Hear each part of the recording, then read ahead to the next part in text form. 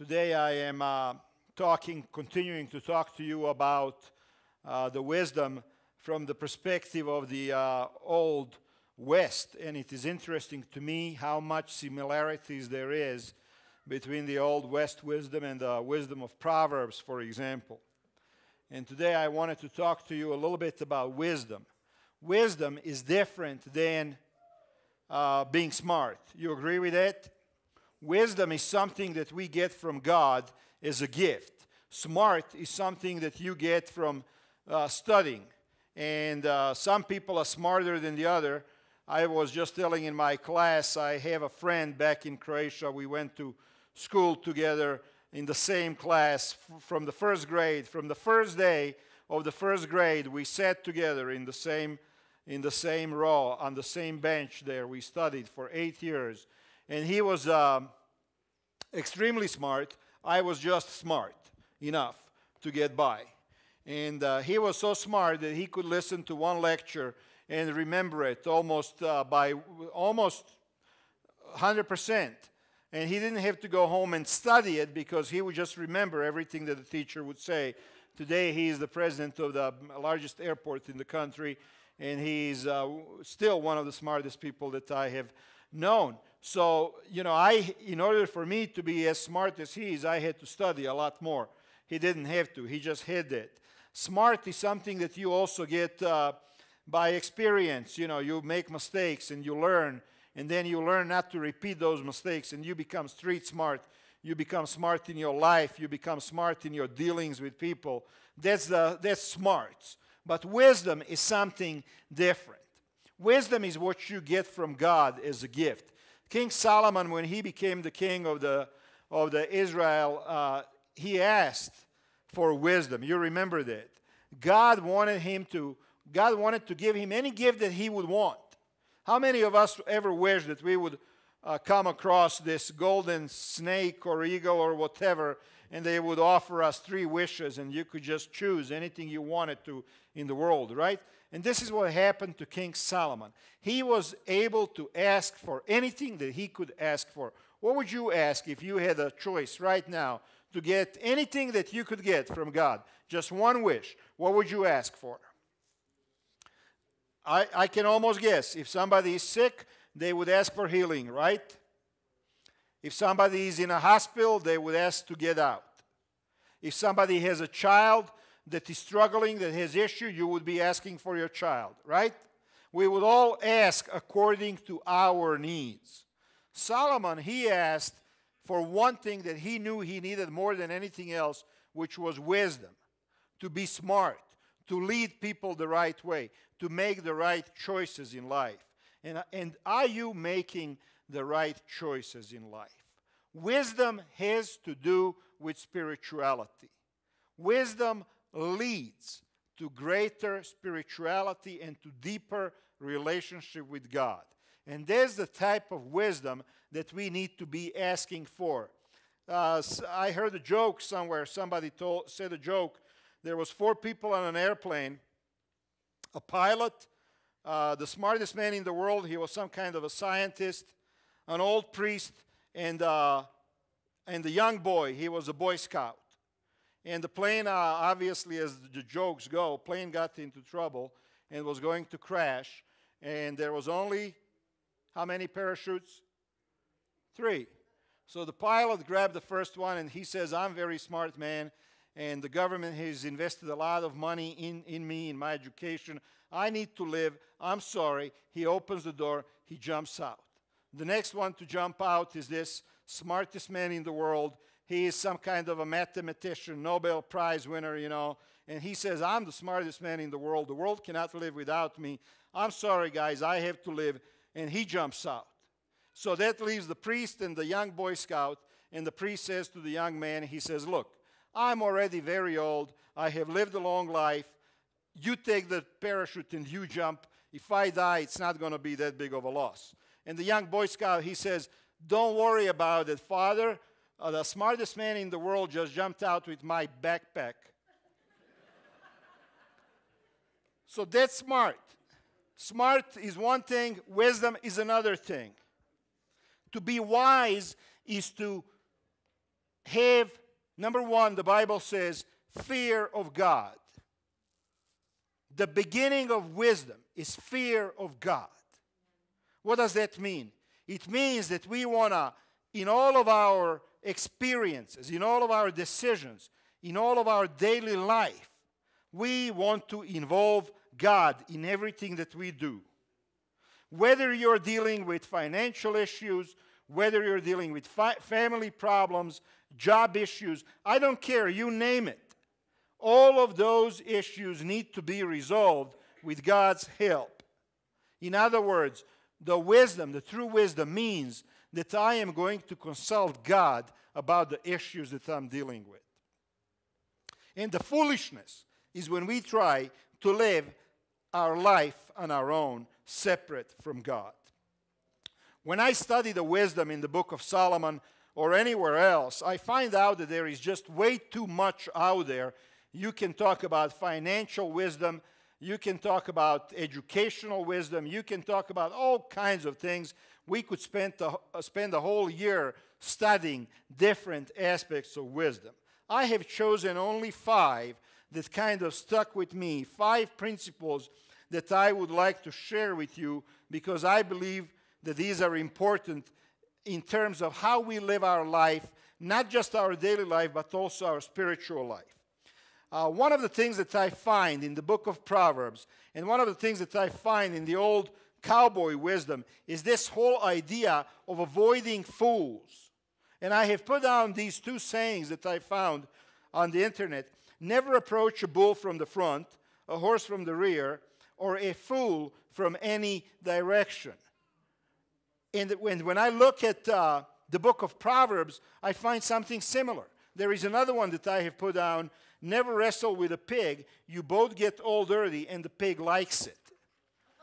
What does that mean? We all know what that means in real life, right? It means stay away from nasty, mean people. Stay away from people who are going to burn you. Stay away from people who enjoy arguing. Stay away from people who enjoy fighting. How many of you know people who would rather fight you over something than do anything else in life? They just want to fight.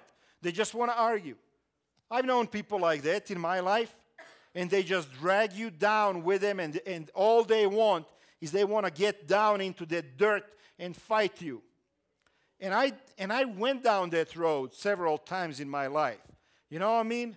When I got down on that level, and I'm fighting with these people, and I go home, and I have acid building up in my stomach, and I have a feeling of sickness in my body, because this whole thing has just made me sick to my stomach. And they go back home, and they enjoy it. And I know they enjoy it because they told somebody else how they got the best of the pastor. And I know they will do it again next day. Don't wrestle with a pig. You both get all dirty and the pig likes it. So we know what that means on a practical level. Stay away from difficult, dysfunctional people. I'm not saying don't love them. I'm just saying don't deal with them. And nobody wants to deal with them, right? I don't, you don't. I learned my lesson. When I see somebody like that coming, I am gone. I don't want to deal with them. But what does it mean on a spiritual level? Proverbs 13:20 says, walk with the wise and become wise, for a companion of fools suffers harm. And then 14:7 says, stay away from a fool, for you will not find knowledge on their lips. Who is the fool here? Is it just the mean, nasty people that wants to fight with you and argue with you? Or is there a person who is foolish spiritually, and we also need to stay away from them because they are going to do something else to us on a spiritual plane that we don't want to happen to us? Spiritually, you come across people who are fools because they are going to discourage you. Have you ever been with people like that who are always negative, who never have anything good to say about anybody else, who never have anything good to say about the church or the pastor or the organization or the head elder, or they always have something bad or negative to say about everybody? What does the Bible say? Stay away from a fool. Why? Because that kind of a person is going to drag you down. That kind of a person is going to discourage you. Have you ever been with a person who always is discouraging to you? Oh, that's not going to work. Don't even try that. I got to tell you, I have some people like that in my life. Or better don't try that. That's never going to work. And when I hear this sentence, it's never going to work, it just deflates me. You know, I'm like, okay, I guess I don't have their support. You know, and then you just don't do it. And people like that, they just drain the energy out of you. Energy vampires, somebody gave them that name. Energy vampires. Because you hang around them and they just drain you. They can oppose you. There are people who oppose you, who don't agree with you. There are people who have different religious views than you do. There are people who don't believe that Jesus Christ is God. And they will oppose you. They will openly oppose you. They don't believe the way you believe. What do you do with them? Do you fight with them? Do you argue with them? Do you constantly get into it with them? You can't. You are never going to win. There are people who try to lead you astray by false doctrines. There are people in the Christian circles who are legalists. And they will push this whole idea of legalism on you. You have to do this, and you have to do this, and you have to do this in order to be pleasing to God. And if you don't, you're not going to heaven. And you're hanging around with this person, and you're listening to what they have to say, and you can't say anything back to them because, you know, if you say anything back to them, if you say, I disagree with you, I don't think the way you do, they're not going to be your friend anymore. So on a spiritual level, what do you do with fools? With people who are spiritually foolish? You know, the Bible says, stay away from them. Just avoid them. Hello, how are you doing? God bless you. See you later. Because if you do anything else, they're going to drag you down with them. Another lesson that I found interesting here is watching our mouth. Watch what you say. And when you look at the old cowboy, old West sayings, you have a ton of those. Talk slowly, think quickly. Never miss a good chance to shut up. I really like that one. Never miss a good chance to shut up. Remember, silence is sometimes the best answer. I like that one too. Sometimes people just talk too much. What do you do when you're around a person that talks all the time and they can't stop? What do? You walk away. You don't want anything to do with them. Now, let me ask you this. What about you? What kind of person are you? Are you somebody that is willing to offer your opinion all the time? Are you somebody that is willing to talk all the time? Are you somebody that is willing to get into other people's business? Proverbs 11:12 says, whoever derides their neighbor has no sense, but the one who has understanding holds their tongue.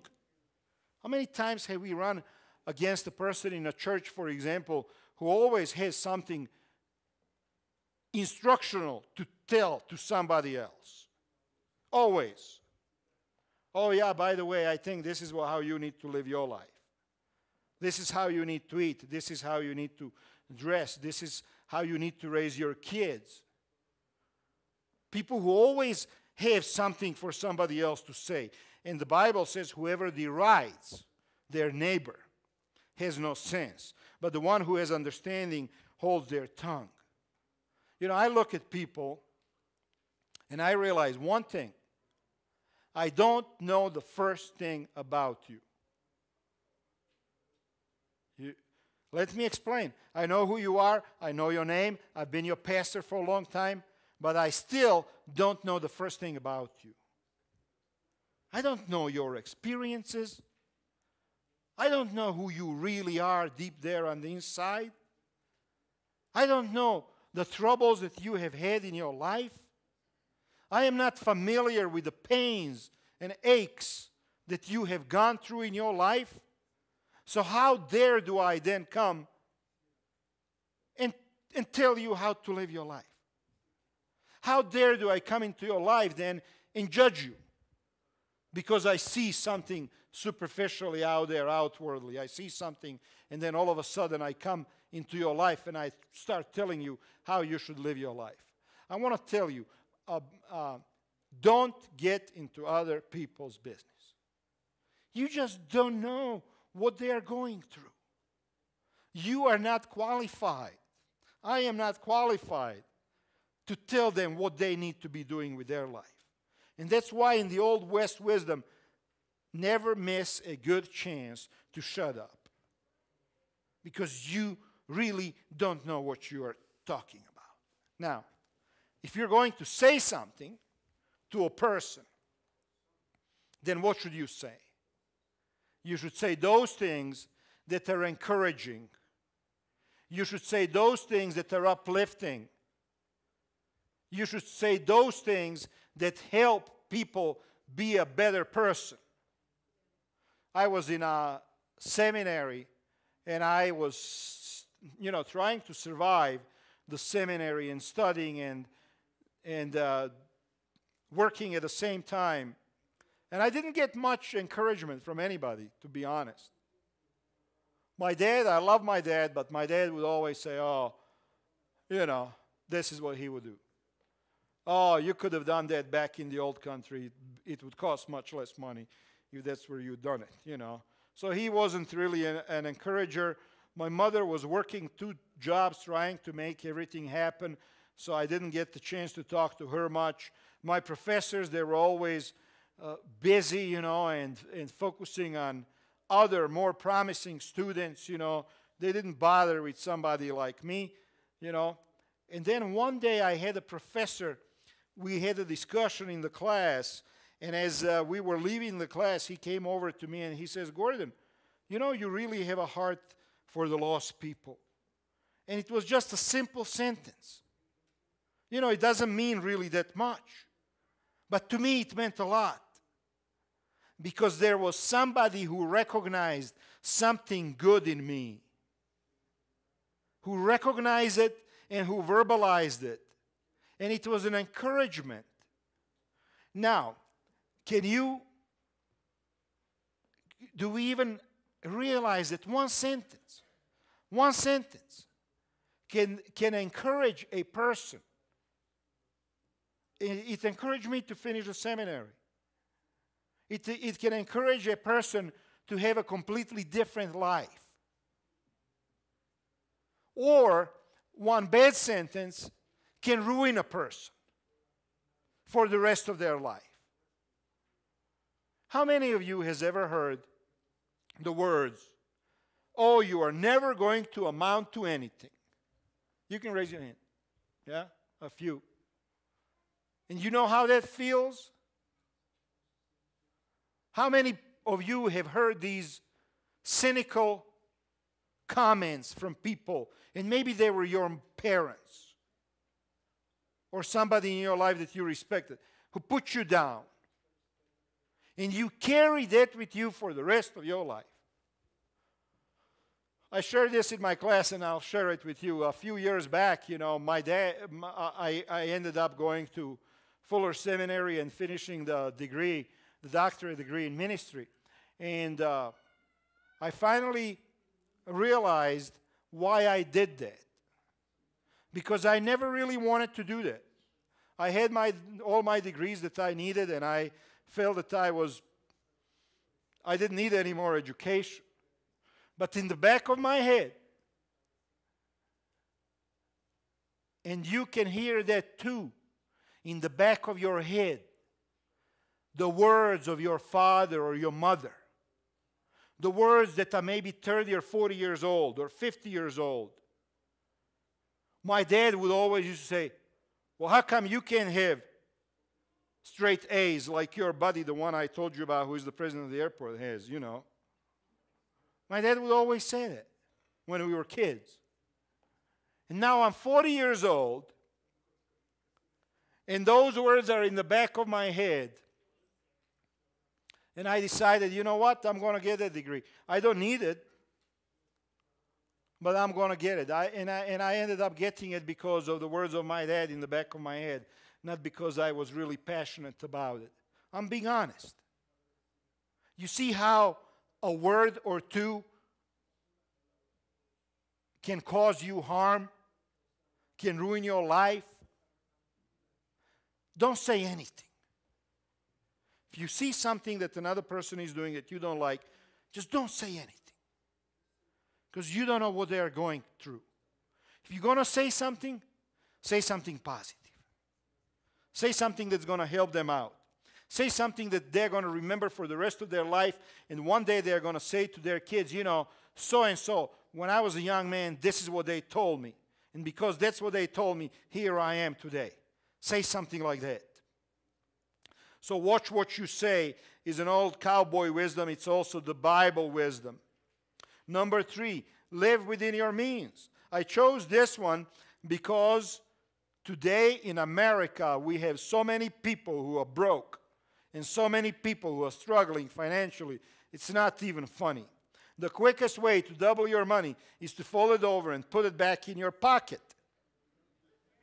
I was in a store one day, and there was this old geezer in front of me, this old guy, you know, and he was talking to somebody, and they asked him what he was buying that day. And he says, if I can't eat it, I ain't going to buy it. And I always like that. If I can't eat it, I ain't going to buy it. And people today, they just want to buy everything. Live within your means. Broke is what happens when a cowboy lets his yearnings get ahead of his earnings. And this is what happened to the cowboys in this country. To all of us, collectively. I believe that people wanted to have much more than what they needed to be happy. How many people go out there and buy a new car because their neighbor bought the new car? Whether they can afford it or not, they go out and buy it, and they sign on the dotted line, and if they don't have enough weight in their signature, they get their mom or dad or wife or cousin or somebody to sign for them until there is enough so they can buy it, and they drive away with it. You know, I was up in Wyoming when I was pastoring there, and the young couple just got married. Didn't have a penny to their name. And next week, they were driving a brand new, back then, $18,000, $19,000 truck. No, not a penny to their name. Borrowed everything. Well, you know how that goes when you keep that up. And this is why we have a problem today in this country on an individual level and on the government level. 50% of Americans are in debt over their head. And our government is in debt over their head. Why? Because we want to have the biggest and the most modern missiles, the best airplanes. We want to have more military than anybody else. We want to have the best services that anybody can provide. We just want to have everything. And how do we do it? We borrow. We borrow money. You know, on an individual level, you borrow from a bank. On a government level, we borrow from other governments. From China, from other governments that have money. And now we are in trouble. The whole country is in trouble. And how are you going to get out of that trouble? Live within your means. Don't spend what you don't have.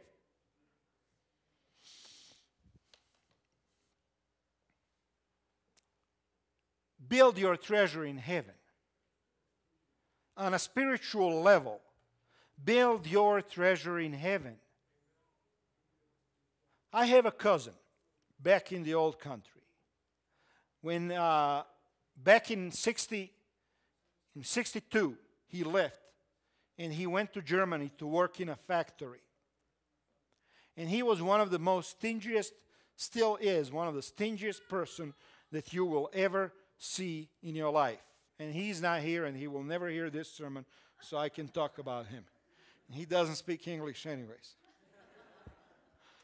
Definitely one of the stingiest people that you have ever met. When he would go to the store to buy meat for his family, he wouldn't buy a regular cut of meat. He would buy innards and gizzards, and he would buy everything that was extremely cheap. He would buy a swine head and cut off the meat off of it because the butchers, they were going to throw it away anyways. He had a brand new car in the garage, never took it out for a ride.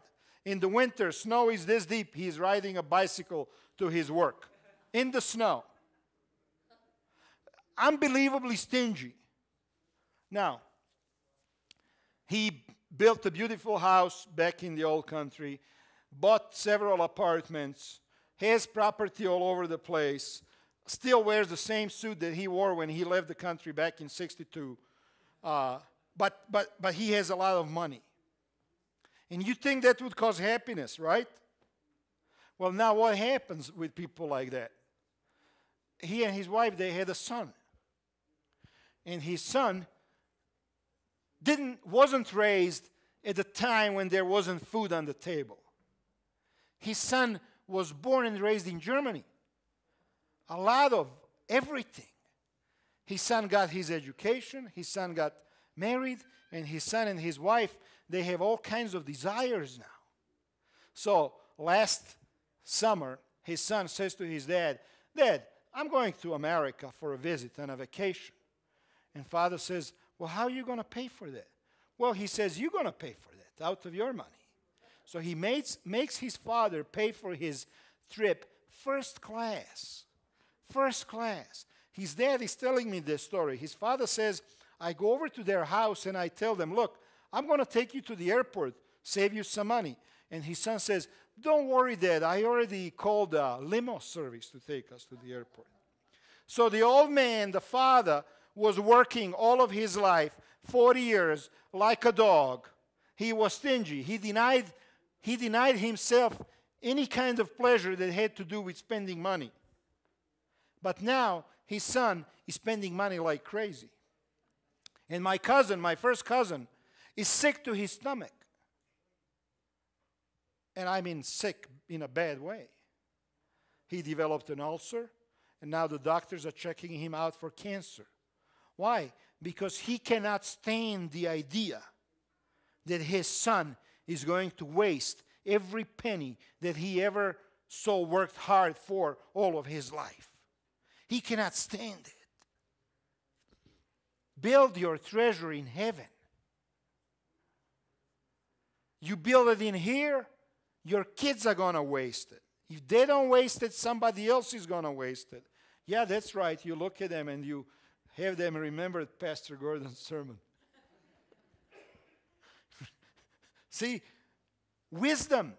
Wisdom is to build something that is of eternal value. How many people in this world have built and lost their fortunes in a lifetime and gone to grave poor?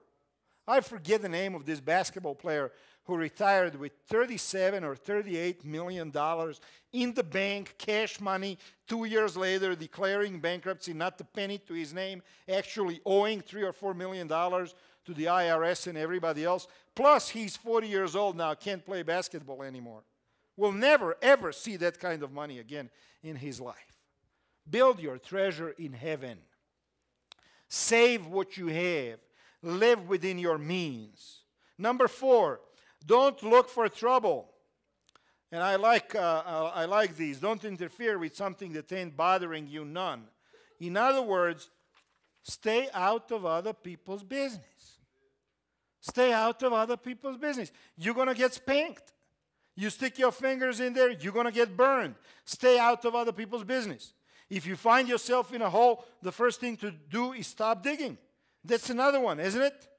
People do that all the time. They cause their own problems. They look for their own troubles. They do things that they shouldn't be doing. I remember when I was a young man, my mother would always say, now, if you go out tonight, don't stay out too late. And I would every single time ignore her advice. And a lot of times I get myself into trouble. We go out into a bar, we start drinking, and before you know, somebody's walking away with a bloody nose or a missing tooth. Generally, it was me.